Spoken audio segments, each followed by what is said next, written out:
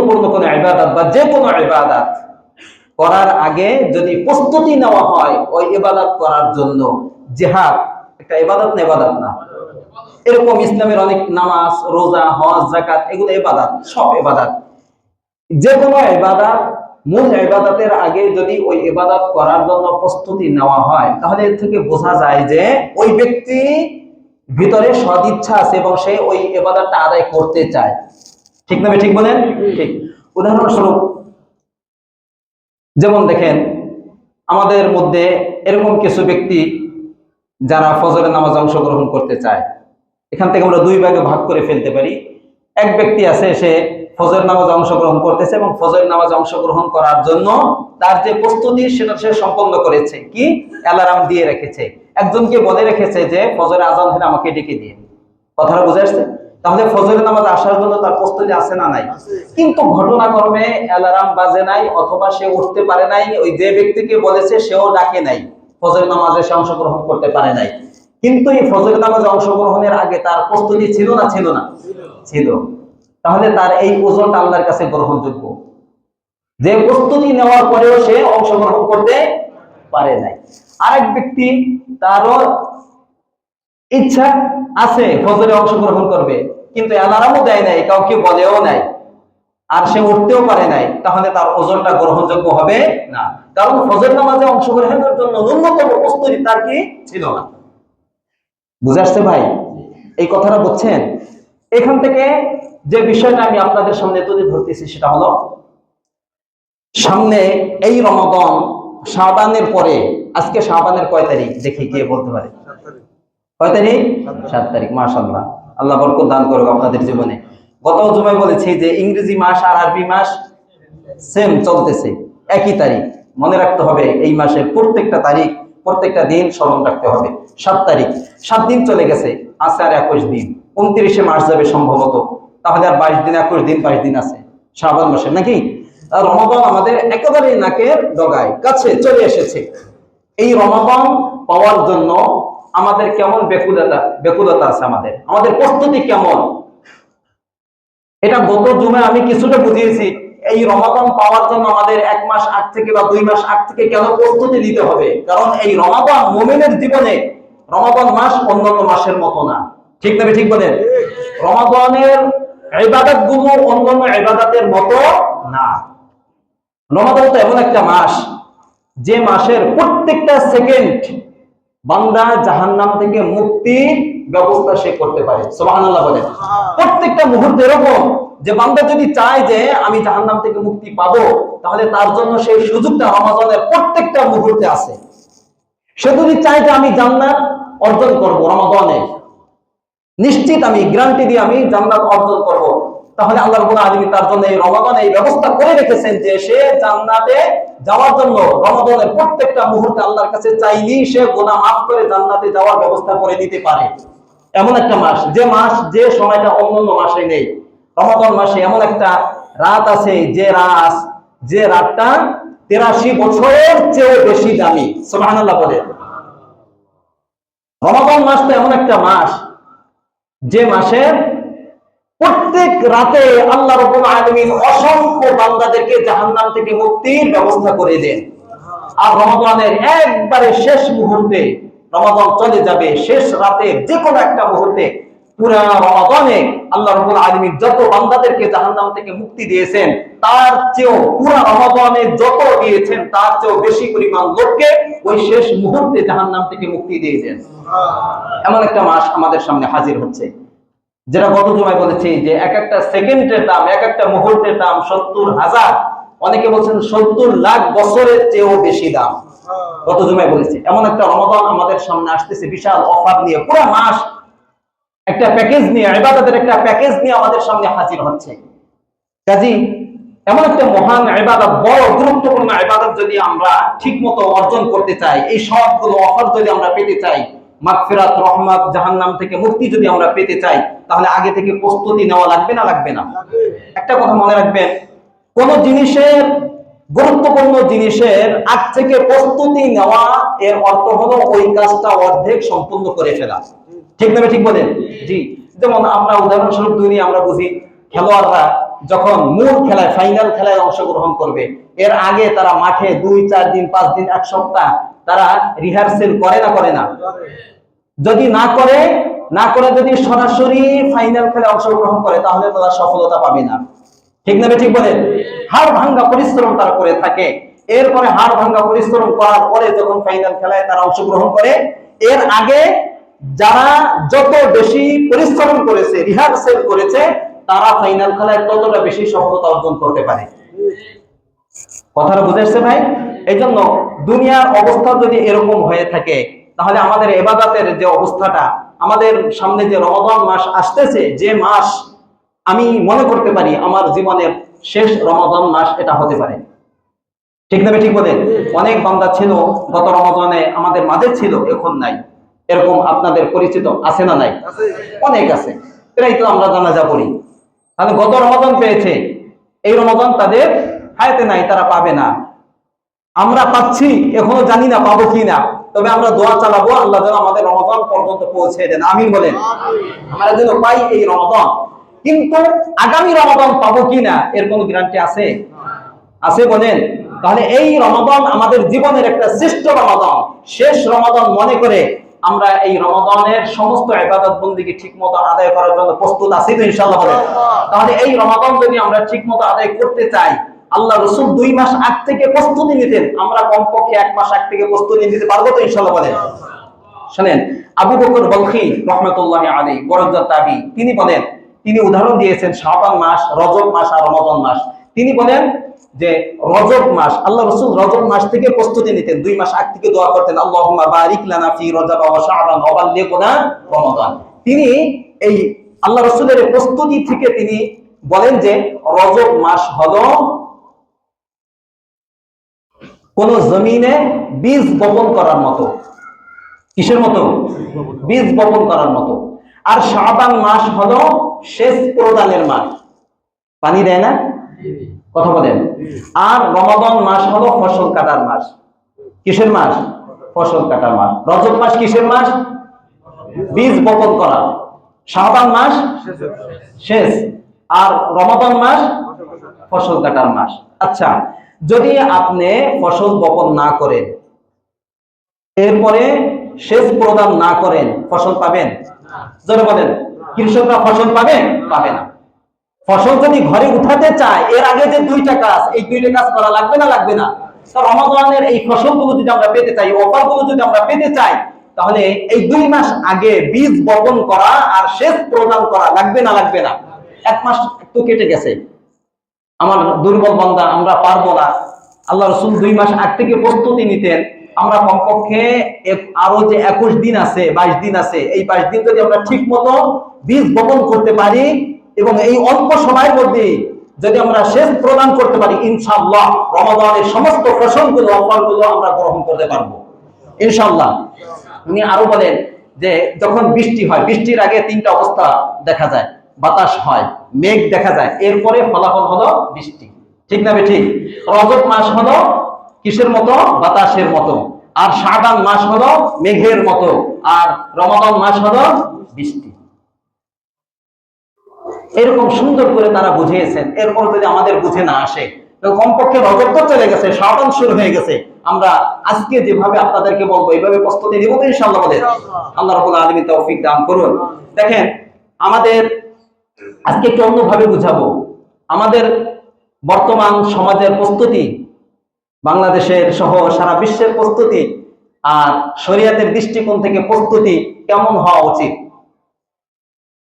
আমাদের প্রস্তুতি দেখলে মনে হয় যে রমাদান মাস মানে খাওয়ার একটা মাস, খাওয়ার একটা উৎসব হিসাবে আমাদের সামনে আসতেছে। আমাদের প্রস্তুতি দেখে কোনোভাবেই বোঝা যায় না, কোনোভাবেই বোঝা যাবে না, কোনোভাবেই বোঝা যাবে না যে আমরা এটা রমাদানের জন্য প্রস্তুতি নিচ্ছি। আর আমাদের প্রস্তুতিটা কোনোভাবেই রমজানের সাথে যায় না। এটা আমাদের প্রস্তুতিটা কয়েক ভাগে ভাগ করা যায়। যেমন দেখেন, রমাদান মাস আসার আগে সরকার কর্তৃক একটা প্রস্তুতি থাকে। বাংলাদেশের সরকার কর্তৃক কি প্রস্তুতি থাকে? তারা কি করে? রমাদান আসার আগে বাজারে ভোগ্য পণ্য যেগুলো আছে, মানুষ যেগুলো রমাদানে বেশি খায়, এগুলো আমদানি শুরু করে দেয় বিভিন্ন রাষ্ট্র থেকে। ঠিক না ঠিক বলেন?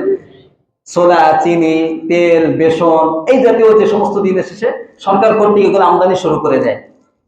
এখান থেকে কি বোঝা যায়?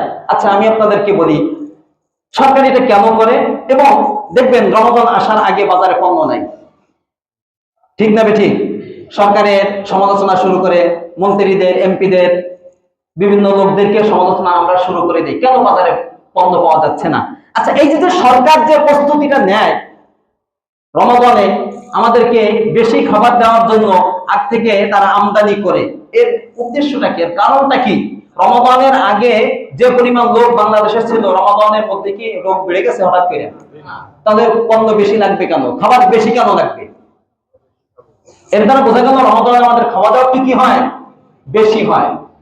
মোট কথা উদ্দেশ্য হলো আমাদের প্রস্তুতি দেখে, এবং সরকারের এই প্রস্তুতি দেখে নিশ্চিত বলা যায় যে রমাদান মাস একটা খাবারের মাস আসতেছে, ঠিক না ঠিক বলেন? এই প্রস্তুতিটা কোনোভাবেই কাম্য না। এই যে সরকারের প্রস্তুতি থেকে এরকম। আচ্ছা ব্যবসায়ীদের প্রস্তুতি কি থাকে? ব্যবসায়ীরা দেখবেন এখন থেকে মাল স্টোর করা শুরু করে দিচ্ছে, গুদামজাত করা শুরু করে দিচ্ছে। বন্ধ করে দাও, চিনি বন্ধ করে দাও, বাজারে ছাড়বে না, খেজুর বন্ধ করে দাও, সোডা বন্ধ করে দাও, ঠিক না ঠিক বলেন? এটা বাস্তব না বাস্তব? স্টক শুরু করে, স্টক শুরু করে কেন? যাতে একটা কৃত্রিম সংকট সৃষ্টি হয়, আর রমাদানের শুরু দিক দিয়ে ছেড়ে দেবে যাতে বেশি দামে তারা কি করতে পারে, বিক্রি করতে পারে, ঠিক না ঠিক বলেন? এটা তো ব্যবসায়ীদের প্রস্তুতি, এটা কোনোভাবে উচিত বলেন? 3 নম্বরের রাজনীতিবিদ যারা, তাদের একটা প্রস্তুতি আছে। কারণ তারা কি করে, রমাদান মাসে তারা মিটিং মিছিল এগুলো করতে পারে না, এগুলো করে না তারা, ঠিক আছে? প্রচলিত যে সমস্ত রাজনৈতিক কর্মকাণ্ড কার্যক্রম এগুলো তারা চালাতে পারে না। তারা কি করে, তারা বিভিন্ন ধরনের ইফতার পার্টি দেয়, কথা বলেন ঠিক না ঠিক? এই ইফতার পার্টির শিডিউল শাবান মাস থেকে, 1 মাস থেকে তারা শুরু করে দেয়, কোন দিন কোন জায়গায় কোন পার্টি দেওয়া হবে, ইফতার পার্টি দেওয়া হবে, ঠিক না ঠিক? এই সমস্ত রমজান মাসের সাথে এগুলো যায় না।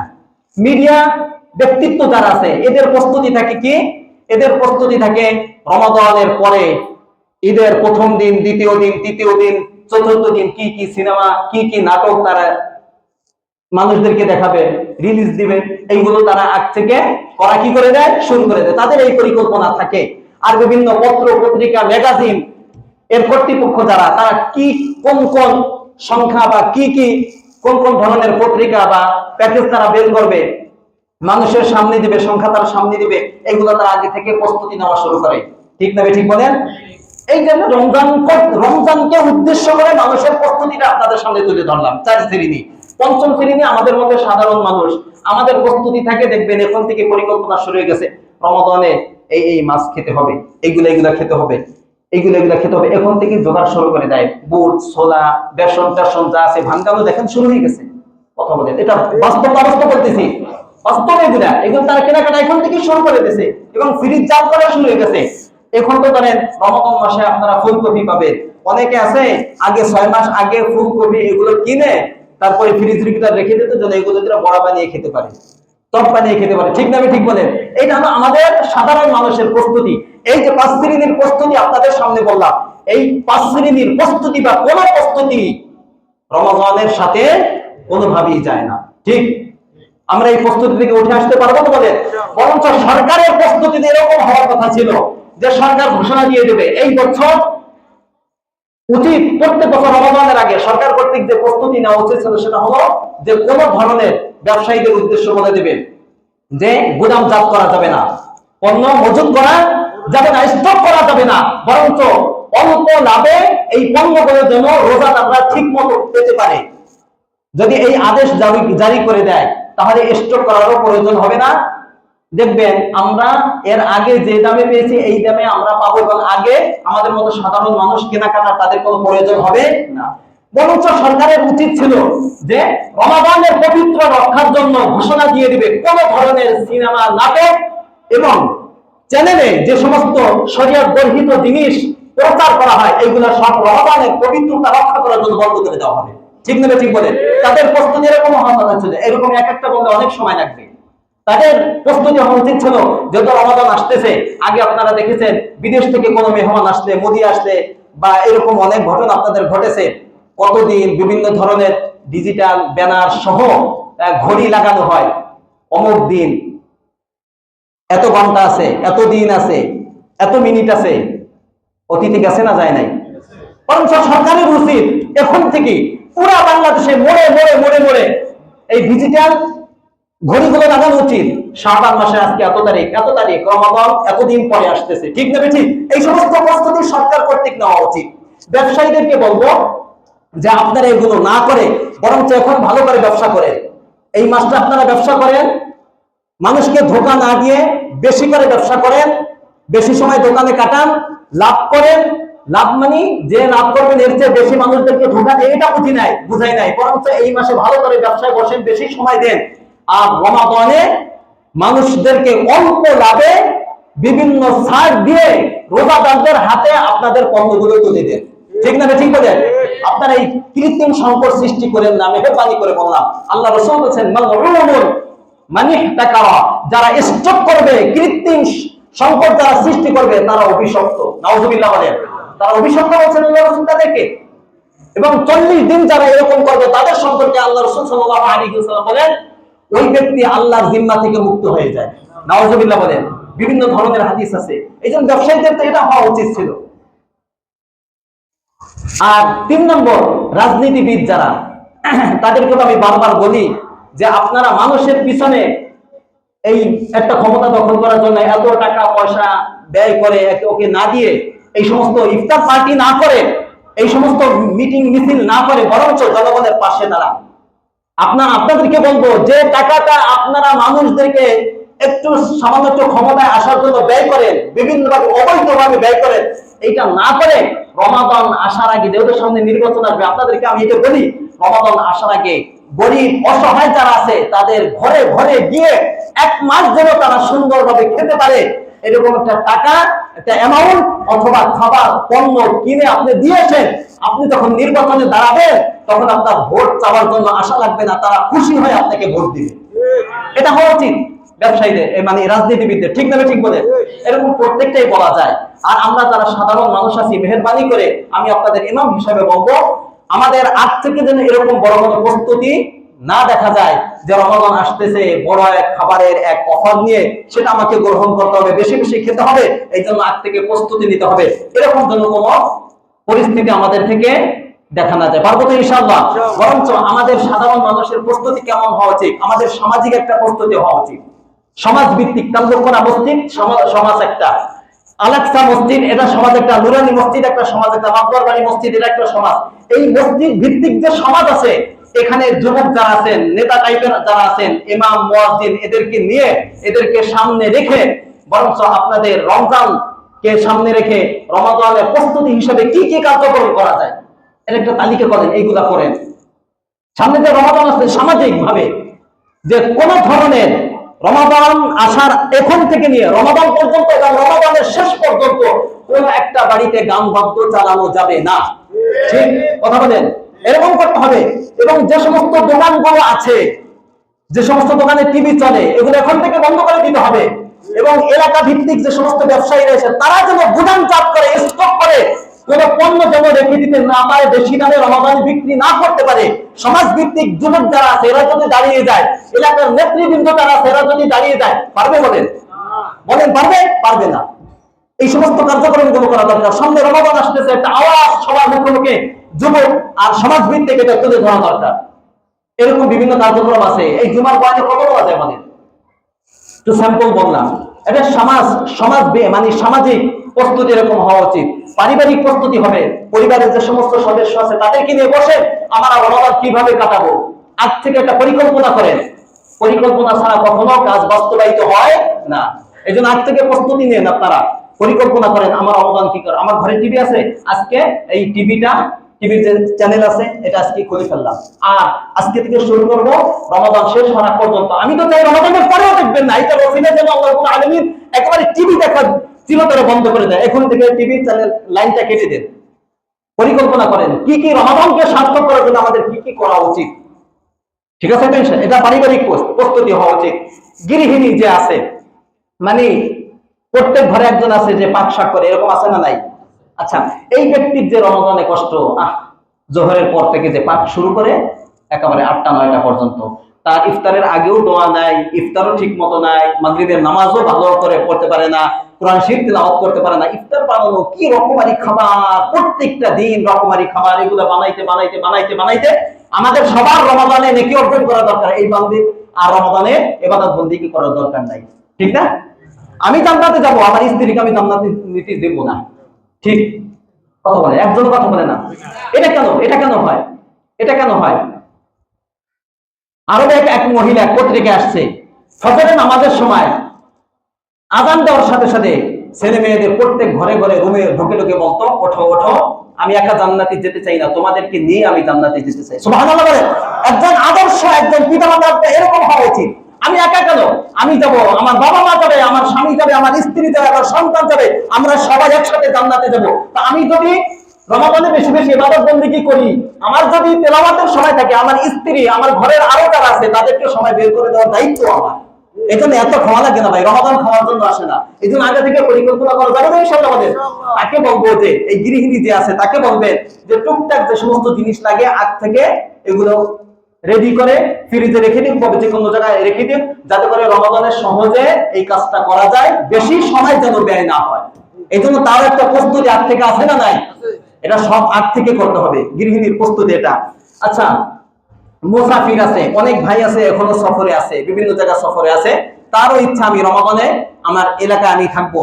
এই ব্যক্তিকে বলবো, মুসাফির যারা আছে তারা তাদের সফর শেষ করে দ্রুত তারা শাবানের মধ্যে নিজ বাসস্থানে চলে আসবে এবং সমস্ত ব্যস্ততা ফেলে রমাদান যেন সুন্দরভাবে পার করতে পারে এবং রমাদানে যেন কোনো সফরের আর করা না লাগে। এই যে মুসাফিরদের একটা প্রস্তুতি। আচ্ছা, শিক্ষার্থী যারা আছে, আমাদের মধ্যে শিক্ষার্থী আছে না নাই, যারা লেখাপড়া করে স্টুডেন্ট আছে না নাই, তাদের একটা প্রস্তুতি থাকা দরকার। তাদের কি প্রস্তুতি? তোমরা এখন বেশি বেশি লেখাপড়া করো, এখন যে কদিন আছে বেশি বেশি রাত জেগে করো, তোমরা বেশি বেশি লেখাপড়া করো এবং লেখাপড়া করে ওই এক মাসের লেখাপড়া আজ থেকে তোমরা গুছিয়ে নাও।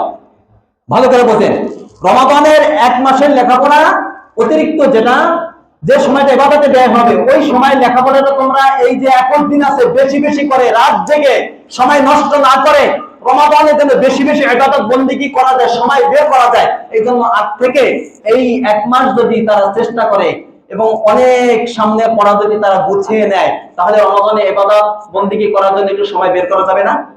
কথা বলেন, যাবে না? যাবে না। এই জন্য প্রস্তুতি রমাদান শুরু হয়নি হবে না, বরং এখন থেকে প্রস্তুতি নিতে হবে। এটা শিক্ষার্থীদের জন্য সংক্ষেপে বললাম। আচ্ছা, রিক্সা চালক সহ যারা কায়িক শ্রমজীবী, যারা যারা কষ্ট করে যারা উপার্জন করে, তারা রমজান মাস আসলে একটা দলিল দেয়, আমি রিক্সা চালাই, আমি ঈদ বহন করি, আমি অনেক কষ্ট করি, এই কষ্ট করতে রোজা রাখা যায়? এই কষ্টের কারণে রোজা মাফ? কি বলেন আপনারা? জোরে বলেন, এই ফতোয়া গ্রহণযোগ্য? তাদেরকে বলবো, আপনারা এখন একটু বেশি শ্রম দিয়ে আপনারা কিছু ইনকাম করে রাখেন, এখনো সময় আছে, বেশি কাজ করেন আপনারা এখন। কিন্তু ওই অজুহাত দেখিয়ে রমাদানের রোজা আপনি রাখবেন না, এই সুযোগ নেই। নামাজ যেরকম ফরজ ইবাদত, রোজা এরকম কি ইবাদত? ফরজ ইবাদত। কাজী আপনি ওই এক মাসও করেন, তবে একটা টাইম ফিক্স করে দেন যে আমি 2 ঘন্টা 3 ঘন্টা আমার শরীরে যতটুকু কুলায় আমি অতটুকু করব, বাকি আমি 8 থেকে একটু বেশি কাজ করে কিছু টাকা আমি রোজগার করে রাখি, যাতে করে রমজান আমার চলতে কি হয়, সমস্যা না হয়। পারা যাবে না ইনশাআল্লাহ? প্রত্যেক ব্যক্তির ক্ষেত্রে এটা বললাম। আচ্ছা, মালিক শ্রমিকদের মধ্যে একটা সমন্বয় হওয়া দরকার এখন থেকে। এখানে অনেক লোক আছেন, আপনার অধীনে অনেক কাজ করে, দোকানদার সহ ফ্যাক্টরির মালিক আছেন, অনেকে আছেন, আর অনেক শ্রমিক আছেন যারা আরেকজনের অধীনে কাজ করেন, এখানে অনেক আছেন। আপনারা এখনই বসেন মালিকের সাথে বসে যে বলেন যে আমাকে একটু সময় বাড়িয়ে দেন, যে মূল টাইম আপনার সাথে এখন এই এক মাস আমি আর একটু বেশি করব, কেন? রমাদানে আমাকে একটু সুযোগ বেশি দিয়ে দেবেন। কি ভাই, কথাটা কি ভালো লাগলো? মালিক দুজনের কারো ক্ষতি হবে না। মালিক আপনিও তাকে একটু সুযোগ বেশি দেন, যেহেতু সে শ্রম বেশি দেবে তাকে বেতন একটু বেশি দেবেন। আর শ্রমিক যে আছে আপনিও বসে একটা কন্ট্রাক্ট করে নেন যে আমি একটু বেশি শ্রম দেবো, রাত বেশি পর্যন্ত আমি কাজ করব। কেন করব এটা? কেন? যেন আমি রমাদানে সুন্দরভাবে ইবাদত বন্দেগী করতে পারি। রমাদানে যদি আমার মূল ডিউটি থাকে 10 ঘন্টা 8 ঘন্টা, তাহলে 8 থেকে এই এক মাস যদি একটু বেশি দিয়ে করেন, তাহলে কমায় এনে 5 ঘন্টা করবেন। বাকি যে টাইমটা আপনার বাঁচবে ওই টাইমটা কাকে দিব? আল্লাহকে দেব। বলেন কাকে দেব? আল্লাহকে দেব, কোরআনের পিছনে দেব, বিভিন্ন ইবাদতের বন্দেগীর মধ্যে আমরা কাটাবো। এটা মালিক শ্রমিকদের মধ্যে একটা হওয়া উচিত না উচিত না? বলেন আমি আপনাদের সংক্ষেপে বলে দিলাম, এরপরে আপনারা করবেন কি করবেন আমি ইমাম হিসেবে আমার দায়িত্ব আমি আপনাদের সামনে তুলে ধরলাম। আচ্ছা, হোটেল ব্যবসায়ী তথা চার দোকান যারা আছে, এবার খুব শক্ত কণ্ঠে বললাম, আজকে বলবো, আর রমাদানের আগে আরো ভালো করে বলবো ইনশাল্লাহ। এবার একটা চায়ের দোকান রমাদান মাসে হোটেল কমপক্ষে তাল্লুক করা মসজিদের আশেপাশে খোলা রাখতে পারবেন না, ঠিক না? ঠিক বলেন। ইনশাল্লাহ এই পদক্ষেপ এবার নেওয়া হবে। এই জন্য মেহরবানি করে আপনাদেরকে একেবারে ঠান্ডা মাথায় সুন্দরভাবে বুঝিয়ে দিলাম, আপনিও মুসলমান আমিও মুসলমান, আপনার রোজা দেখা দরকার আমারও দরকার, আপনার জান্নাত দরকার আমারও দরকার, ঠিক না? ঠিক বলেন। আমি আপনাদের ইমাম হিসাবে বললাম, আপনি এখন বেশি ব্যবসা করেন। বেশি ব্যবসা মানে 1 টাকা যেখানে লাভ করতেন সেখানে 20 টাকা করবেন, এটা বুঝাইনি আমি। এটা আমরা এইটা বুঝেন না। আমি বুঝলাম আপনি একটু বেশি বেশি সময় নিয়ে দোকান খোলা রাখেন, বেশি ব্যবসা করেন। আর রমাদান মাসে মেহেরবানি করে মুদি দোকান এগুলো তো খোলা রাখে, বিভিন্ন পণ্য কিনে, মানে সরাসরি খাবারের সোর্স যেখান থেকে হোটেল চার দোকান এগুলো সব বন্ধ রাখবেন, এখন বেশি করবেন। আর রমাদানে পুরো টোটাল মাগরিব পর্যন্ত এটা বন্ধ রাখতে হবে। এটা বন্ধ রাখবেন যেন আপনার কোনো ধরনের সমস্যা না হয়, রিজিকের উপর কোনো আঘাত না পড়ে। এই জন্য আজ থেকে আপনি একটু বেশি কাজ করে কিছু টাকা জমিয়ে রাখবেন, আর রমাদান মাসে বন্ধ রাখবেন। দিনের বেলায় আরো ব্যবসা করার মতো সুযোগ আছে না নাই? কত কিছু আছে, আপনি কলা বেছেন, বিভিন্ন আপনার যেটা পছন্দ আপনি এটা বিক্রি করেন, কিন্তু মেহেরবানি করে নিজে কোন গুনাহের মাধ্যমের সাথে জড়িয়ে যাবেন না, গুনাহের সুযোগ করে দিবেন না। আপনার এই দোকান থেকে যারা খেয়ে রোজা ভাঙবে অথবা দিনে সরাসরি খাবে, তারা খেয়ে যে গুনাহ অর্জন করলো, অটোমেটিক আপনি বিক্রি করার কারণে আপনার আমলনামায় এবার হুবহু ওই গুনাহগুলো আপনার আমলনামায় চলে যাবে। কথাটা বুঝাচ্ছে? এই জন্য কমপক্ষে আমরা আগ থেকে বললাম আমরা ইনশাল্লাহ এবছর করতে দেব না। ইনশাল্লাহ বলেন, ইনশাল্লাহ এবছর আমরা করতে দেব না। এই জন্য আপনাদেরকে প্রস্তুতি নেওয়ার কথা আমরা বললাম। আচ্ছা, মাগরিবের পরে আপনি ইফতারের আইটেম সহ অন্য কিছু আপনারা বিক্রি করেন, মাগরিবের আগ থেকে আরো অনেক কিছু বিক্রি করা যাবে, সেটা আপনারা পরিকল্পনা করে ব্যবস্থা করে নেবেন। আচ্ছা, বিভিন্ন সমস্যায় ব্যস্ততায় যারা জড়িত আছেন, অনেকের খুব ব্যস্ততা দিন কাটে, এখানে যায় ওখানে যায় ওখানে যায়, আপনাদেরকে মেহেরবানি করে বলবো রমাদানে যেন কোনো ধরনের ব্যস্ততা না থাকে। এই জন্য রমাদান আসার আগে সমস্ত ব্যস্ততা, এই 21 দিন 22 দিন যে দিনগুলো আছে, এই দিনগুলোতে আপনার সমস্ত ব্যস্ততা আপনি দূর করে ফেলেন ইনশাআল্লাহ বলেন। ইনশাআল্লাহ যারা বেশি ব্যস্ত তাদেরকে বলতেছি সমস্যা দূর করে ফেলে, যেন রমাদানে কোনো ব্যস্ততা না থাকে। রমাদান পুরাটা দেবো কাকে? জোর বলেন, কাকে দেবো? আল্লাহকে। এটার জন্য এই পরিকল্পনাগুলো করা। রোগীদের প্রস্তুতি, কিছু রোগী আছে সামান্য গ্যাস্ট্রিকের কারণে রোজা রাখে না, ঠিক না? ঠিক বলেন, আছে না নাই? ডায়াবেটিস না, ডায়াবেটিস এটা কি বলেন, এখন তো রোজা রাখলে ডায়াবেটিস বেশি ভালো হয়, কথা বলেন, ঠিক না? ঠিক। এখন আপনার রোজা রাখার না খেয়ে থাকার ফজিলত বর্ণনা করা লাগে না, এখন তো দেখেন সবকিছু, বরঞ্চ না খেয়ে থাকলে যে সমস্ত উপকার এইগুলো এখন বলা লাগে না। কাজে আপনাদেরকে বলবো যারা রোগী আছেন সামান্য এখনো ট্রিটমেন্ট করে, চিকিৎসা করে এই রোগগুলো দূর করে ফেলেন। যারা যে রোগে আছেন, আপনি আশঙ্কা করতেছেন যে এই রোগের কারণে হয়তো আমি রমাদানে ঠিকমতো রোজা রাখতে পারবো না, আপনাকে মেহেরবানি করে বলবো এখনো যে দিনগুলো আছে আপনি ভালো করে স্বাস্থ্য সম্পর্কে আপনি সচেতন হন এবং এই রোগগুলো দূর করার চেষ্টা করেন। ইনশাআল্লাহ রমাদানে কোনো সমস্যা হবে না, ঠিক আছে? ইনশাআল্লাহ। রোগীদেরকে সংক্ষেপে বললাম। শারীরিক প্রস্তুতি দেখেন ভাই, পর্যাপ্ত ইবাদত বন্দেগী করার জন্য রমাদানে তাহাজ্জুদ পড়ার জন্য, তারপরে দীর্ঘ সময় দাঁড়িয়ে তারাবি পড়ার জন্য শারীরিক সক্ষমতা শক্তি দরকার আছে না নাই? এই জন্য আগ থেকে প্রস্তুতি নেন, বেশি একটু সুন্দর করে খাওয়া দাওয়া করেন। শরীর যেন এই 21 দিনে কোনো ধরনের অসুখ, আল্লাহ দিলে তো ভিন্ন কথা, কিন্তু এই শরীরকে ভালো রাখার জন্য আল্লাহ আদেশ করছেন না করেন নাই? তা আমি আমার শরীরকে ফিট রাখার জন্য, যেন রোগ না হয় আমি চেষ্টা করবো। এটা কেন করবো? যেন রমাদানে কোনো রোগের বাসা আমার শরীরে এসে না বাঁধে, ঠিক আছে? ইনশাআল্লাহ। এই জন্য শারীরিক ভাবে আপনি প্রস্তুত হন এবং শারীরিক যে স্বাস্থ্যটা আছে, সুস্বাস্থ্য যেন ধরে রাখতে পারেন এবং রমাদানে ঠিক মতো ইবাদত বন্দেগী করেন। এই জন্য আজ থেকে আমাদের একটা প্রস্তুতি দরকার আছে না নাই? আল্লাহ রাব্বুল আলামিন তৌফিক দান করুন। এরপরে সর্বশেষ যেটা বলবো 22 নম্বর, আত্মসমালোচনা করুন নিজেকে নিয়ে। কি আত্মসমালোচনা করবেন? আত্মসমালোচনা বলতে কি বোঝেন আপনি? আত্মসমালোচনা বলতে আমার ভিতরে এই এই এই এই দোষগুলো আছে, এক একটা মার্ক করেন, ডায়েরিতে লেখেন, কথা বলেন। আমার সাথে একটা রোগ আছে যে আমি কথায় কথায় ঝগড়া করি, মানুষকে গালি দেই। আমার ভিতরে রোগ, আমার ভিতরে কি একটা সমস্যা আছে যে আমি সিগারেট খাই, বিড়ি খাই, আছে না নাই? আজ বর্তমান সমাজে কি হয়ে গেছে, আলেম ওলামা হুজুরকে দেখলে এটা এখন নামায় না, কথা বলেন, ঠিক না? ঠিক।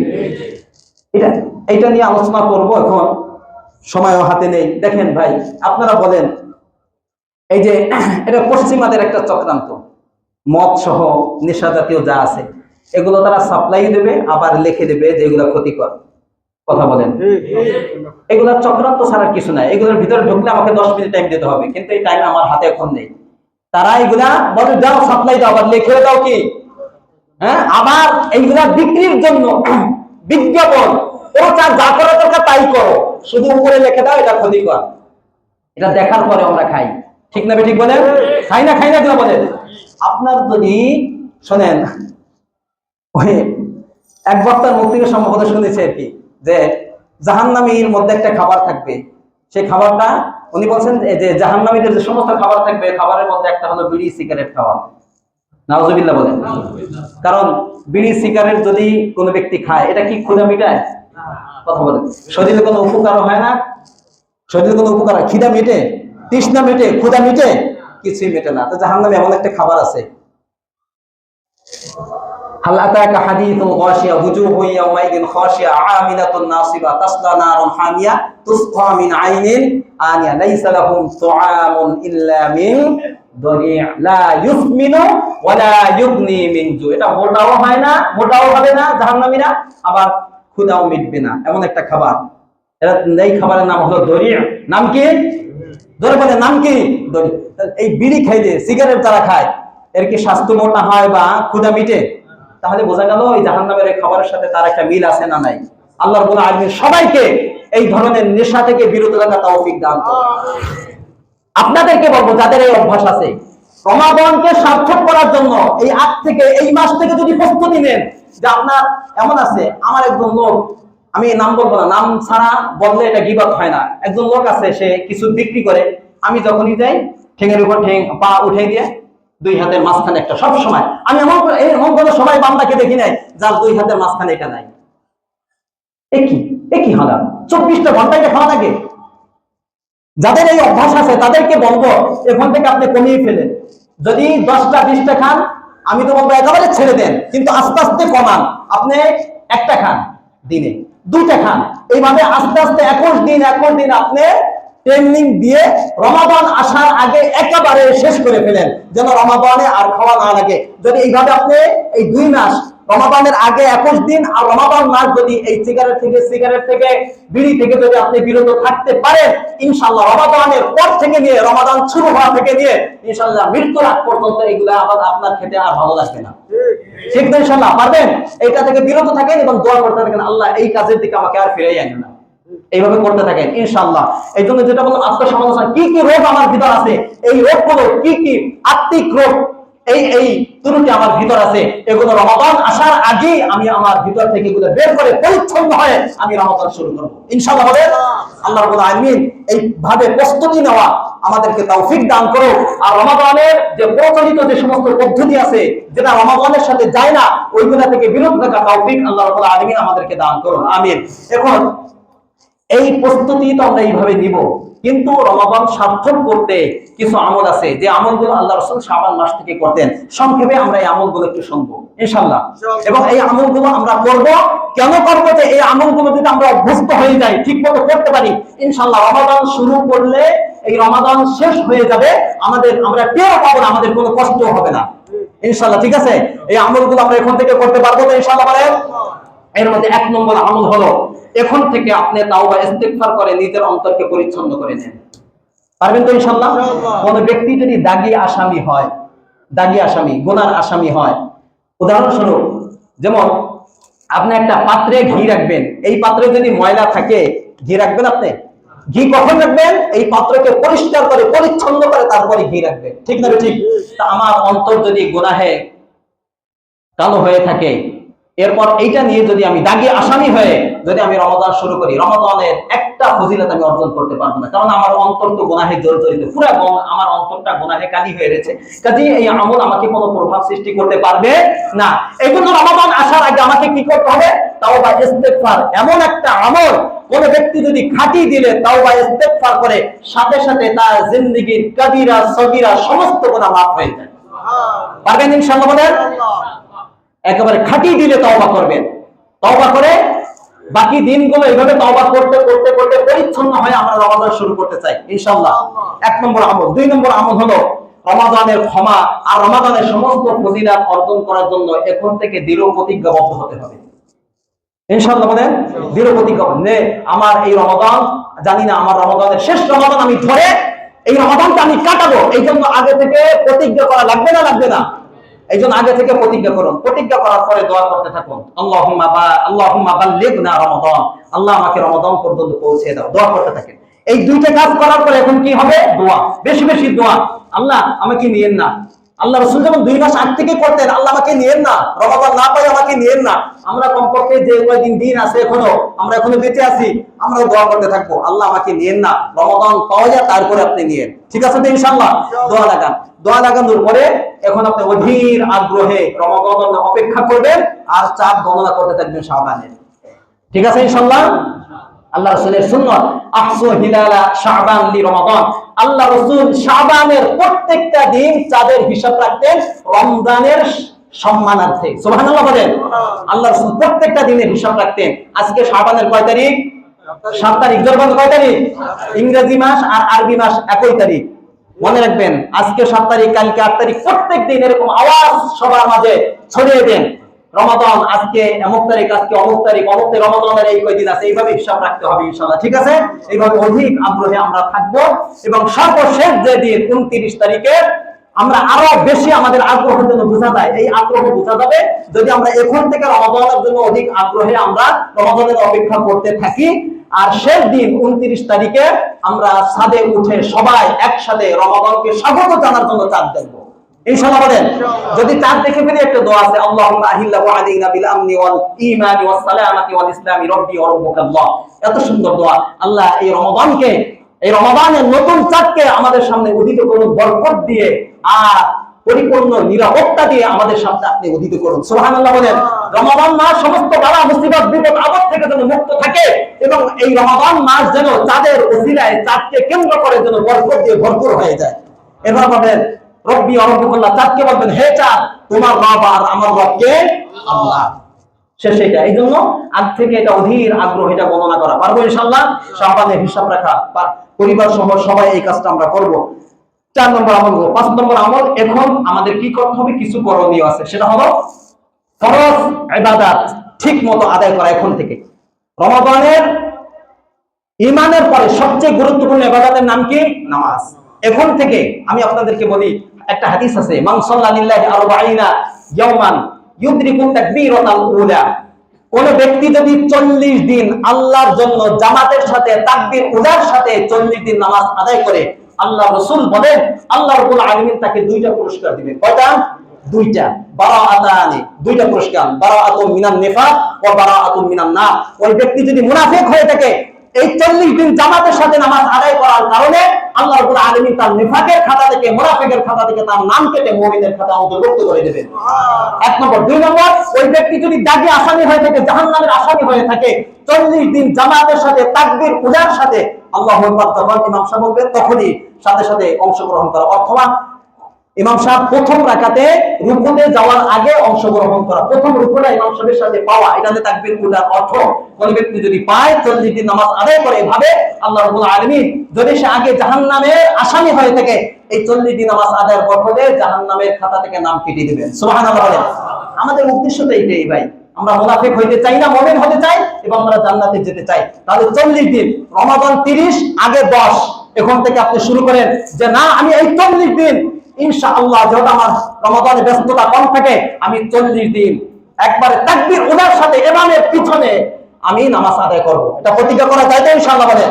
সাথে সাথে নফল নামাজ সহ যত ধরনের নফল নামাজ আছে, সালাতুল ইশরাক, ইশরাকের নামাজ, চাশতের নামাজ, আওয়াবিনের নামাজ, তাহাজ্জুদ নামাজ, মাগরিবের পরের নামাজ, নফল নামাজ যেগুলো আছে এগুলো পড়ার অভ্যস্ত হয়ে যান, অভ্যাস করেন। কারণ যদি এখন থেকে অভ্যাস না করেন তাহলে রমাদানে নফল নামাজ পড়তে ইচ্ছা করবে না। এই জন্য এখন থেকে করতে পারবো তো ইনশাআল্লাহ। আল্লাহ রাব্বুল আলামিন তৌফিক দান করুন।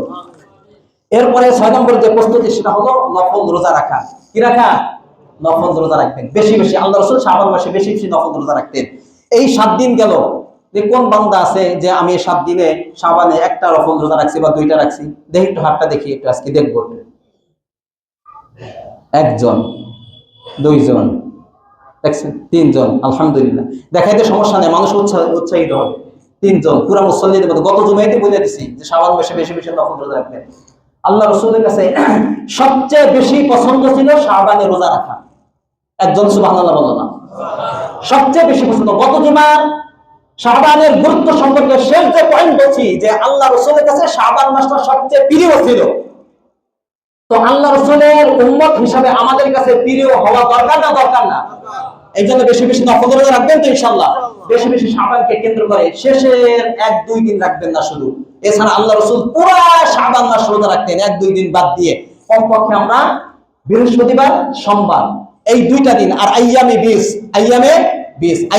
এর রোজা 3টা যে রাখবে, পুরো মাস রোজা রাখলে যে সওয়াব, ওই 3টা রোজা রাখলে আল্লাহ রাব্বুল আলামিন তার আমলনামায় 1 মাস নফল রোজা রাখার সওয়াব আমলনামায় দিয়ে দিবেন। এই আইয়ামে 20 হবে, শুরু হবে বৃহস্পতিবার, শুক্রবার, শনিবার।